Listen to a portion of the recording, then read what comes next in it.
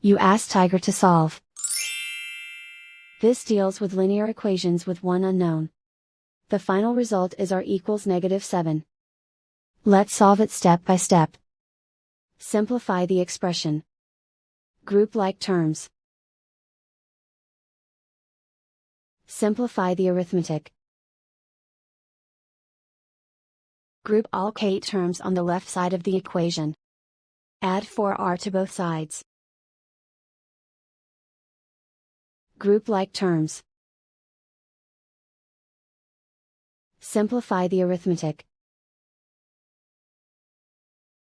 Group like terms.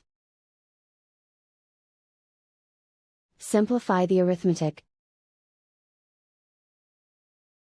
Group all constants on the right side of the equation. Subtract 1 from both sides. Simplify the arithmetic.